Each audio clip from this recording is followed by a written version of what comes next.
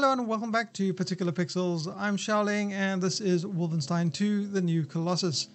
I do apologize for the late review. The review codes came in pretty late and I've been dividing my time between 3 different games, Destiny 2, Assassin's Creed Origins and Wolfenstein 2 as well. However, I have managed to finally finish Wolfenstein 2 and I thought I'd bring you guys my impressions of it before I continue with Assassin's Creed Origins. Wolfenstein 2 is the sequel to the well-received Wolfenstein The New Order, and it's basically more Wolfenstein. Wolfenstein is a linear, story-based first-person shooter, so I'm not going to talk too much about the story or the characters since I don't want to have any spoilers for anyone, but it revolves around you starting a revolution in America against the Nazis and getting revenge against Frau Engel. The voice acting, lip syncing and animations are great in the game and really manage to keep you entertained for the most part. The graphics are pretty good this time around as well, although there were some sections where the textures seemed to be pretty low detail in parts, but that was an issue with the previous game as well as some of the other games made in the id Tech engines. I will say though that the game runs flawlessly on my 1080 at 1080p. That's not to say that there aren't issues. I believe some people are having issues, but I'll talk a little bit more about that toward the end of the video.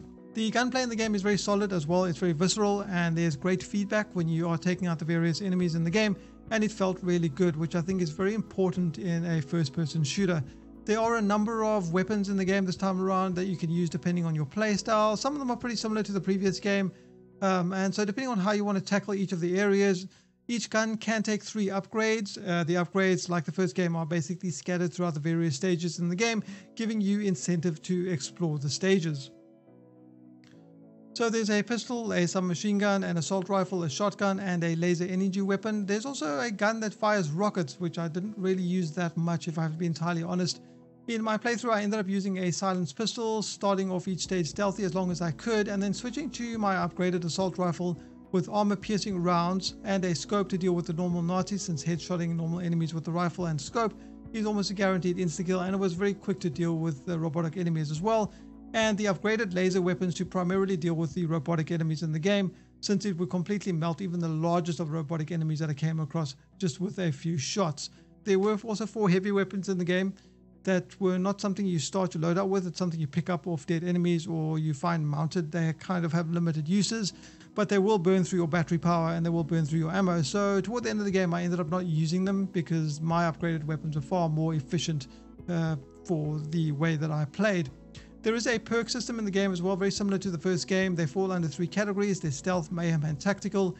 Each of these categories has 6 bonuses that can be upgraded by performing specific actions. So for example, getting a certain amount of stealth kills will eventually increase the movement speed when crouched, or when killing enough enemies with hand grenades, for example, you can increase your hand grenade capacity. This incentivizes you to experiment and try different playstyles to upgrade these different perks, or by focusing on the ones that complement your playstyles the most, making you much more powerful. Something new in the sequel are contraptions, which unlock a little ways into the story. You get to pick one of the 3 contraptions in the storyline, but the other 2 can be found by going into one of the Uber Commander assassination missions, which I'll talk about in a little bit. There is a construction harness which enables you to move quietly, but more importantly squeeze through tiny crawl spaces that you can't normally fit through. There's the battle walker legs, which allow you to go up essentially on mechanical stilts so you can reach higher areas in the map.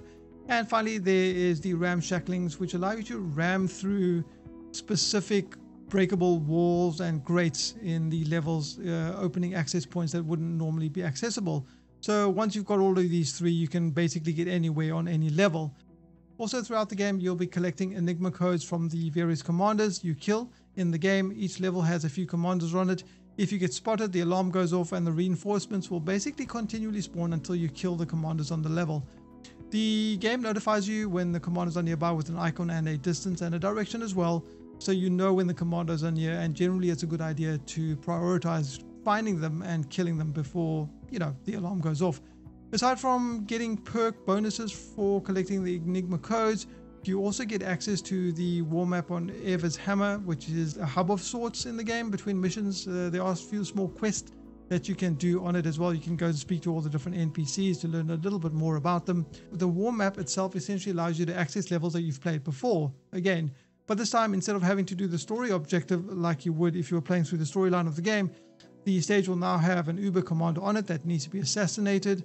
However, you can't just access the stages. You first need to decrypt the codes to unlock the stages at a terminal with your Enigma codes before you access each of these stages. So if you have enough Enigma codes, each stage will require a certain amount of these codes, and then you'll have to do a small little simple puzzle to unlock them, and then you can finally play the stage. There are a fair amount of stages to do, so this does definitely add some replayability to the game. It took me 13 hours to get through the game and do 2 of these wall map missions to unlock those 2 additional contraptions I mentioned earlier. On top of that, I've been able to unlock about 12 of the 15 stages with the Enigma codes that I've found throughout my playthrough, which means I'll need another 18 codes to unlock the last 3 stages, which definitely mean I'll have to replay some of these stages to get those codes. I suspect there may be some bonus ending once I've killed all the Uber commanders. Unfortunately, for time reasons, I wasn't able to do that before making this video, but I do intend to do that at some point when I get a chance. So there's definitely more gameplay to be had here. Also, depending on whether you choose to save Fergus or the other guy, which I forget what his name was because I saved Fergus in the original game as well, some of the story elements are going to be a little bit different when you play through. So I would say the game maybe even warrants 2 playthroughs so that you can get the different perspective or the different take on the various dialogue and narrative options, because you have chosen a different character. I'm not sure how much this is going to change the narrative of the game, but I'll be sure to give that a try when I get time to do so. Also, there are a number of different difficulty levels in the game that can be switched on the fly depending on how you feel. I'd recommend playing on hard though, since normal is pretty easy, but then again, that depends on what kind of experience you do want out of the game. The levels themselves were pretty good for the most part. I never felt lost or got frustrated because I wasn't sure where to go, and depending on what contraption you have and how you're playing the game, there are numerous ways to approach each area, which I thought was a nice touch. Ammo and health was never really a problem in the game, since you do find that lying all over the place.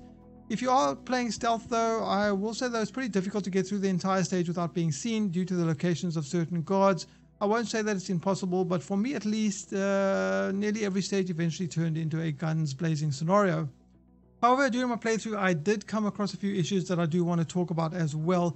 The first thing is the mouse sensitivity did not save when exiting the game, so every time I loaded the game, I'd have to readjust the mouse sensitivity, which is annoying to say the least. There also was no toggle to aim down sights option. It's not a game breaker. I think the developers do need to give players these choices. Head bobbing in the game is also way too much. It's not too bad when you're walking, but if you're running, or especially if you're sprinting, you sprint so much faster in the game than in other games. It makes the screen frantically bob all over the place. I really do wish that there was a way to disable it. I hope they add that in a patch.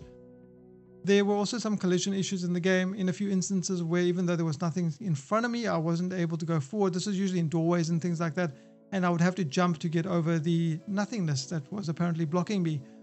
Alt-tabbing almost always causes the game to crash, which is a little bit of an issue if you need to alt-tab to do something. So hopefully they're going to get that fixed as well. On top of that, I've had the game crash a few times on me, not a massive amount, but one of the crashes did corrupt my latest save game, forcing me to reload a previous location and replay a section of the game. Thankfully, it wasn't too far back. However, there are plenty of people who are apparently having all kinds of performance issues and crashes with this game, so I'll count myself lucky, since I, for the most part, have been able to play through the entire game without any of these types of problems.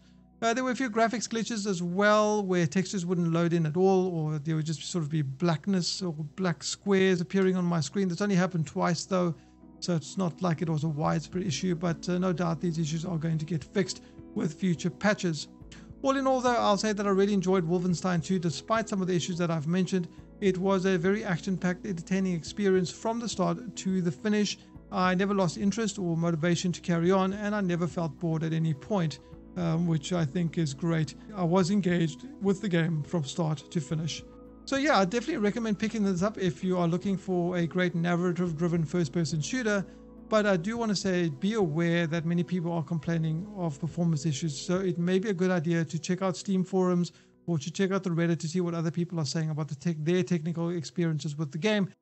However, if you didn't enjoy Wolfenstein The New Order, then you probably are not going to enjoy this. It's probably not going to change your mind, since I don't think it strays too far from the original.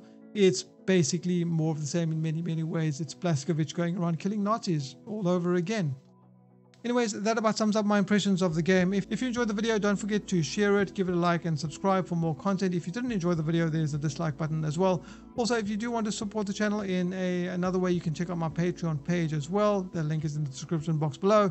Thanks very much for watching. I've been Xiaoling. Until next time.